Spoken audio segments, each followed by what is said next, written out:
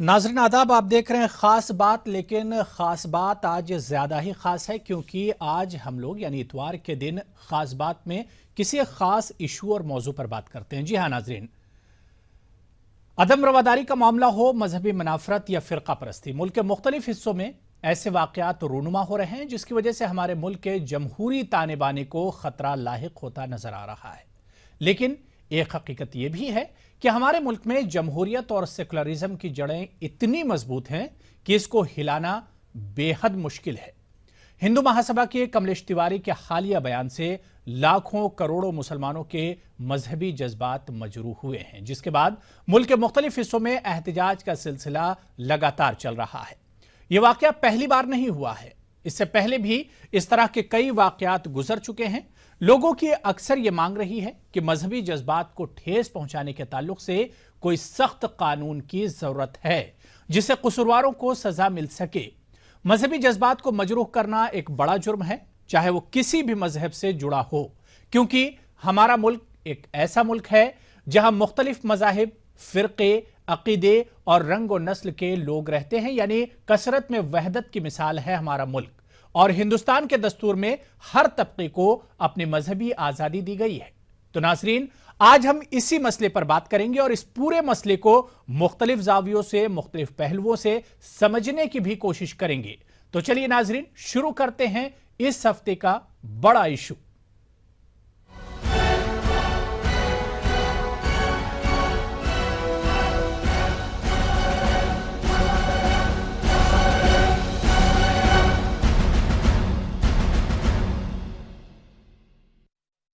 जी हाँ नाज़रीन, पैगम्बर इस्लाम सल्लल्लाहु अलैहि वसल्लम के बारे में मुतनाज़ा और गुस्ताखाना बयान जारी करने वाले कमलेश तिवारी के खिलाफ पूरे मुल्क के मुसलमान सरापा एहतजाज हैं। मुसलमानों के अलावा दीगर मज़ाहिब के नुमाइंदे भी मुक़द्दस मजहबी हस्तियों की बेहुरमती रोकने के लिए कानून साजी की मांग कर रहे हैं।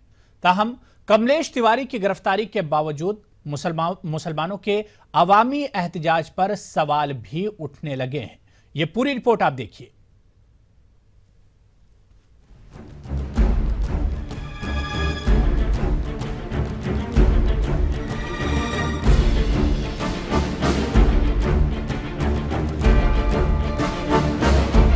इस्लामी तालीमात में तमाम अंबिया और रसूलों को बरहक मानते हुए काबिल एहतराम करार दिया गया है।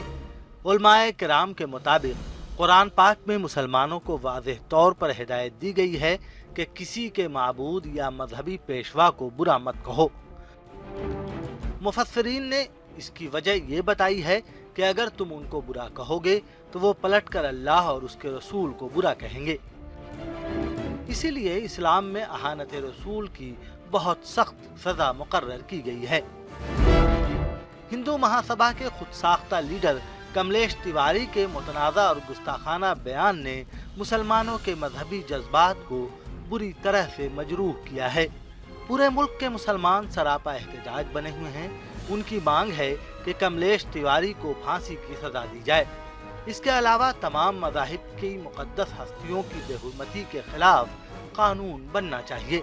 मैं समझता हूँ कि आलमी सतह पर कानून बनना चाहिए और हिंदुस्तान में भी कानून होना चाहिए कि जो बुज़ुर्ग मुत्तफ़क़ अलैह शख्सियात हैं और हर कौम जिन शख्सियात को अपना बड़ा मानती है उनको मतऊन करना और उनको बदनाम करना और उनके ख़िलाफ़ नाज़ेबा अल्फाज इस्तेमाल करना, ये तहज़ीब के तो ख़िलाफ़ है ही है, अखलाक के ख़िलाफ़ है, दीन और शरीयत के ख़िलाफ़ है, क़ानून के भी ख़िलाफ़ इसको करार देना चाहिए। इसका फ़ैसला मुत्तफ़क़ अलैह तौर पर पार्लियामेंट में होना चाहिए, बिल पास करना चाहिए। इसमें मसला हिंदू, मुस्लिम, सिख, ईसाई का नहीं है। इसमें मसला इसका है कि जो भी मुल्क का शहरी है और वो लोग के जो बहुत बड़ी तादाद में मुल्क में रह रहे हैं, उनकी जो बड़ी शख्सियतें हैं जिनको वो नबी मानते हैं या अवतार मानते हैं या खुदा का दर्जा देते हैं, तो उनके साथ रवैया गाली गलौच का और नाज़ेबा ज़बान का नहीं होना चाहिए। मुसलमानों के अलावा दीगर मज़ाहिब के रहनुमा भी कमलेश तिवारी के बयान की मजम्मत कर चुके हैं। उनका मानना है कि तमाम मज़ाहिब की मुक़द्दस हस्तियाँ काबिल एहतराम हैं। उनकी बेहुरमती के खिलाफ अगर कोई कानून बनता है तो वो उसकी हिमायत करेंगे। तो ये बहुत ज़रूरी हो गया अब, क्योंकि ऐसे लोग अक्सर अब सामने आ रहे हैं जो खुलेआम और बहुत ही ज़्यादा अपशब्द बोलते हैं जिनको स्वीकार्य है ही नहीं। तो ये बिल्कुल सही बात है कि ऐसा सख्त कानून बनाया जाए कि इसमें अगर कोई भी आदमी पकड़ा जाए तो उसके विरुद्ध ऐसी कठोर कार्रवाई की जाए कि आदमी बोलना तो छोड़ो, सोचना भूल जाए। पैगंबर इस्लाम के खिलाफ मुतनाज़ा बयान देने वाले कमलेश तिवारी को गिरफ्तार किया जा चुका है। फिलहाल वो जेल में बंद है। हुकूमत उत्तर प्रदेश की हिदायत पर उसके खिलाफ NSA तामील हो चुका है, लेकिन इसके बावजूद उसके खिलाफ अवामी एहतजाज का सिलसिला जारी है। दानिश्वरों के साथ मुस्लिम उलमा भी अवामी एहतजाज को जज्बाती और गैर ज़रूरी मानने लगे हैं। उनके मुताबिक अवामी एहतजाज के बजाय कानूनी लड़ाई पर तवज्जो मरकूज करने की ज़रूरत है। नहीं, मेरा तो ये ख्याल है कि ये एहतजाज जो है जिस मकसद के लिए था वो मकसद जब पूरा हो गया, उनको गिरफ़्तार किया गया, उन पर कानून की पाबंदी लगाई गई है, तो अब मुसलसल एहतजाज को जारी रखना गैर ज़रूरी है। असल काम जो मुसलमानों को करना चाहिए वो ये कि नबी का सही तारुफ कराएं। पैगंबर इस्लाम की तौहीन करने के खिलाफ कई मुल्कों में कवानीन मौजूद हैं, लेकिन हिंदुस्तान में इससे मुतल्लिक कोई मखसूस कानून नहीं है। हिंदुस्तान की मुश्तरका आबादी को देखते हुए एक ऐसे कानून की ज़रूरत है जो तमाम मज़ाहिब की मुक़द्दस हस्तियों का अहाता करता हो।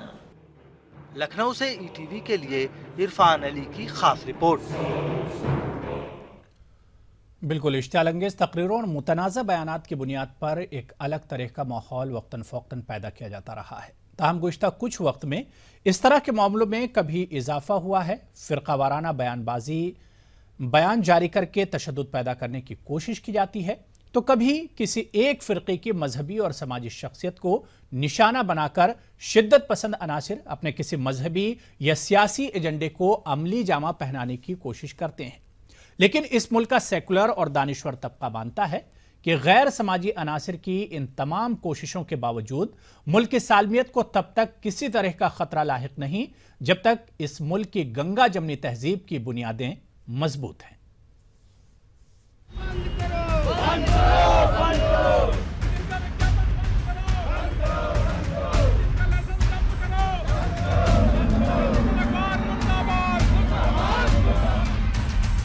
कसरत में वहदत ही हमारे हिंदुस्तानी समाज की खूबसूरती रही है। ताहम कई मर्तबा सियासी, मजहबी और ज़ाती मुफाद हासिल करने के लिए इसी समाज को मजहब और फ़िरक़ों के नाम पर तकसीम करने की कोशिश की जाती है।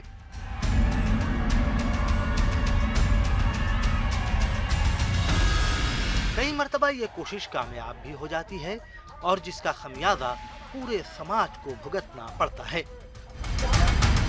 गुज़श्ता कुछ वक्त में फ़िरका वाराना कशीदगी और तशद्दुद के ज़्यादातर वाक़यात ऐसे ही किसी बयान की बुनियाद पर पेश आए जिनका मकसद ही फ़िरका वारियत को हवा देकर समाज में अलहदगी पैदा करना था।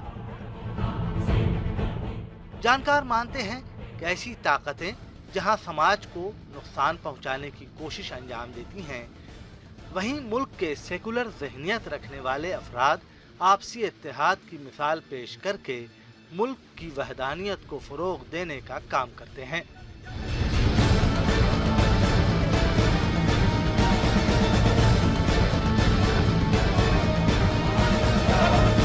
ये कुछ स्वार्थी लोग समाज को बांटने का अपने लोभ के लिए कर रहे हैं।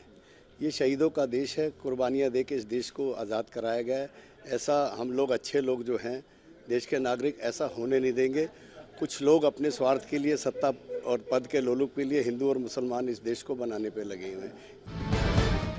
वहीं मुल्क का एक बड़ा तबका मानता है कि इश्ताल अंगेज और मुतनाज़ा बयान के जरिए वक्तन फ़ौक्तन एक मखसूस तबके को निशाना बनाकर जज्बात को भड़काने की कोशिश की जाती है। जानकारों के मुताबिक ऐसे बयानात और गैर समाजी अनासिर की मुखालफत के साथ हुकूमतों को सख्त कार्रवाई अंजाम देने की भी ज़रूरत है। इस तरह का बयान यकीनन गलत तासुर पैदा करता है और हिंदुस्तान के बांटने की तरफ इशारा करता है।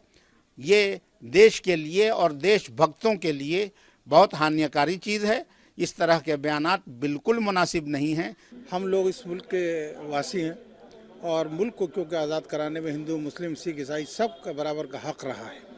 और जब हक रहा है, अगर हमारे साथ कोई शख्स गलत बयानी करेगा या हमारे साथ ज्यादती करेगा, मैं तो ये मानता हूँ कि इन्हें नेगलेक्ट करना चाहिए, इनकी तरफ ध्यान नहीं देना चाहिए। ये दिमाग का दिवालियापन है जो कभी कभी इस तरह के हालात में निकलता है, और उस फरसूदा सोच का जवाब देना मैं समझता हूँ अक्लमंदी नहीं है। दानिश्वर मानते हैं कि इस तरह के बयानात को आमतौर पर तवज्जो का मरकज नहीं बनाया जाना चाहिए। जरूरत पड़ने पर ऐसे गैर समाजी अनासिर के खिलाफ रद्द अमल का इजहार करके उन्हें समाज से अलहदा करना चाहिए। आपसी इत्तेहाद हमारी गंगा जमनी तहजीब की बुनियाद है। वक्तन फ़ौक्तन इस बुनियाद को कुछ फ़िरका परस्त ताकतें नुकसान पहुँचाने की कोशिश करती हैं, ताहम इस मुल्क की सेकुलर जड़ें इतनी मजबूत हैं कि ऐसी नापाक कोशिशें नाकाम हो जाती हैं। ETV news, Meerut. तो नाज़रीन, आइए आज इस सिलसिले में आज जो हमारा इशू है, जो टॉपिक है, सिलसिले में मज़ीद बातचीत करने के लिए और जो मज़ीद पहलू हैं उन्हें खंगालने के लिए हम JNU के प्रोफेसर विवेक कुमार साहब से बात करेंगे, जो हमारे साथ फोन लाइन पर मौजूद हैं। विवेक साहब, सबसे पहले ETV में आपका खैर मकदम करते हैं। और सबसे पहले विवेक साहब जानना चाहेंगे कि मुल्क के मौजूदा हालात, चाहे वो हम पीछे जाकर बिहार चुनाव से ले लें कि जहां पर हेट स्पीचेस और बयानात का सिलसिला शुरू हुआ, वो सिलसिला अभी भी जारी है। हेट स्पीच या अपशब्द का इस्तेमाल करना समाज के लिए कितना खतरनाक है, विवेक साहब? जी, मैं सबसे पहले तो आपको बधाई दूंगा कि आपने जो है इस मौजू पर ये तकरीर रखी। और दूसरी बात ये है कि हाँ, पिछले 18-19 महीने में जब से एक विशेष पार्टी पावर में आई है, हालात कुछ गर्म जरूर हुए हैं और बयानात का सिलसिला इस प्रकार चला है कि हमारी पूरी तमद्दुन को किसी तरह घायल करने की कोशिश की जा रही है, ऐसा मैं कह सकता हूँ। और विशेषकर एक पार्टी के लोग जो कि छुटभैये नेता होते हैं, वो इस प्रकार का जुमला प्रयोग करते हैं। लेकिन उसके बावजूद ये देखा गया है कि जो बहुत शीर्ष के नेता हैं, आला जो नेता हैं, वो लोग भी अपनी भाषा पर संयम नहीं रख पाए हैं। तो मुझे ये लगता है कि पूछ करके जब कोई पार्टी पावर में आती है तो उसको ये दिखाना पड़ता है अपने वोटरों को कि नहीं, हम तुम्हारे लिए कुछ करना चाह रहे हैं, और वो केवल और केवल जुमलेबाजी में दिखाई पड़ता है, जमीनी स्तर पर कुछ होता हुआ नहीं दिखाई पड़ता। बिल्कुल, यानी विवेक साहब, आपका कहने का मतलब यह है कि मुल्क में जिस तरह से अगर पिछले दिनों हम उठाकर देख लें कि बड़े राइटर्स ने भी इसके अगेंस्ट में आए और उन्होंने कहा कि मुल्क में इनटॉलरेंस का माहौल है, असहिष्णुता का जो है वो माहौल बना हुआ है, उससे यानी एक तरह से आप भी सहमत हैं? नहीं, देखिए, मैं इनटॉलरेंस की बात नहीं करूंगा, लेकिन मैं ये कहूंगा कि जो उन्मादी शब्द हैं, उन्मादी जुमले हैं, आप ये देखिए कि लगातार ऐसा कोई बहुत बड़ा कांड या क्रिया नहीं हुई है, लेकिन जुमलों के अंदर जो एक वायलेंस है वो झलकता है। तो इसलिए मैं ये उन लोगों से इसलिए नहीं सहमत हूं क्योंकि कुछ जो लिटरेरी फिगर्स हैं उनसे हम तमद्दुन को नहीं आंकते हैं। हमारी गंगा जमनी तहजीब जो अब्दुल रहीम खाना बोला करते थे, और कै रहीम कैसे निभे केर बेर के संग, वो तो झूमत आपनो फाटत उसके अंग, ये जो रहीम की दी हुई वाणी है, रसखान की वाणी है। आप जब फहीमुद्दीन डागर शुरू करते थे अपना गायन तो संस्कृत के श्लोकों से शुरू करते थे। तो मैं उस बात को ले जाना चाहता हूं कि आप चंद लोगों के जुमले को पूरी तमद्दुन और तहजीब से न आंकिए, क्योंकि बहुत बड़ी जमात है जो कि भाईचारा, अमन और पसंद है, और वही लोग इस देश को चला रहे हैं। ये 10-20 लोग इधर उधर जुमले बोल करके वास्तविकता में माहौल गर्म तो करना चाहते हैं, लेकिन अंत में ये कामयाब नहीं होते। जैसा कि भारतवर्ष की आप देखिए कि इस्लाम का आगमन 8वीं शताब्दी में हुआ।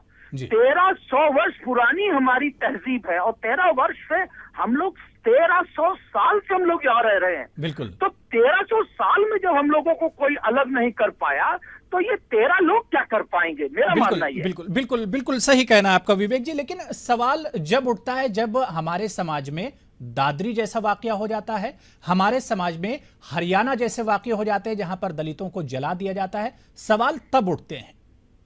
बिल्कुल सही कह रहे हैं आप, लेकिन आप ये देखिए कि ये जो उठे उसके बावजूद जो इनकी मलम्मत हुई, इनकी मजामत हुई, इनकी इस प्रकार से हमने इनको कटघरे में खड़ा कर दिया कि इनको पार्लियामेंट नहीं चलने दी।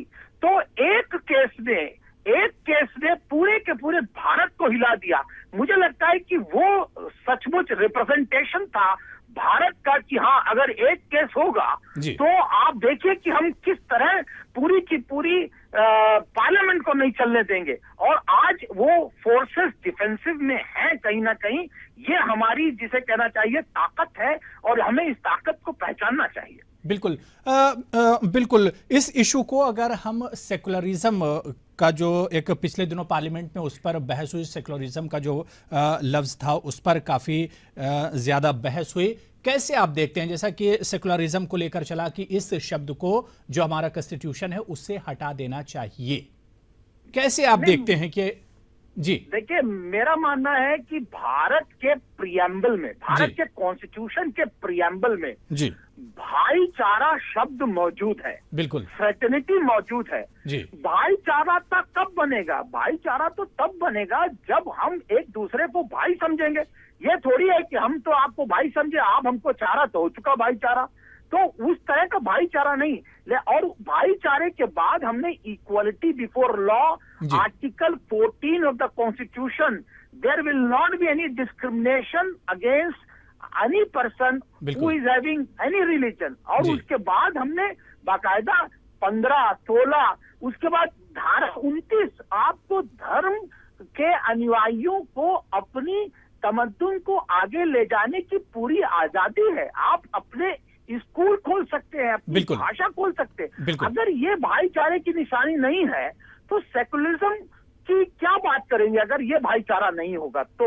तो मुझे लगता है कि हमारे संविधान के अंदर वो जो इदारे हैं वो मौजूद हैं, उनको पहचानने की और उनको लागू करवाने की आवश्यकता है। बिल्कुल विवेक जी, बिल्कुल सही आपने कहा कि वो सेकुलरिज्म और आपसी भाईचारा, इत्तेहाद और एकता ही था जिसकी वजह से हम लोगों को आज़ादी नसीब हुई। और आज़ादी से पहले भी हिंदू मुसलमान अंग्रेजों के ज़माने में भी एक बनकर ही यानी मुत्तहिद होकर और एकता के साथ रहते थे।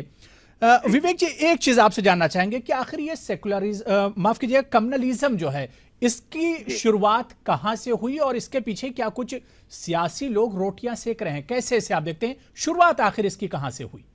देखिए, बहुत सही प्रश्न पूछा आपने। सबसे बड़ी बात है कि इसके बहुत सारे रिसर्चेस आए हैं और एक रिसर्च पॉल ब्रास का है और उन्होंने उत्तर प्रदेश के इन कम्युनलिज्म, फिरका परस्ती जो लड़ाइयाँ हुई हैं उसकी रिसर्च करी और उन्होंने साफ बताया है communalism is a political construct, यानी कि राजनीतिक द्वारा बनाया गया षड्यंत्र है।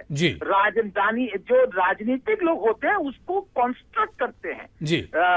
इसलिए जब से राजनीति शुरू हुई है, स्टेट की राजनीति, तो स्टेट की राजनीति में आपने देखा होगा कि जब आए यहाँ पर ब्रिटानिया साम्राज्य के लोग, उन्होंने किस प्रकार स्टेट से किसी को ज्यादा सहूलियतें दी और कुछ लोगों को दरकिनार कर दिया।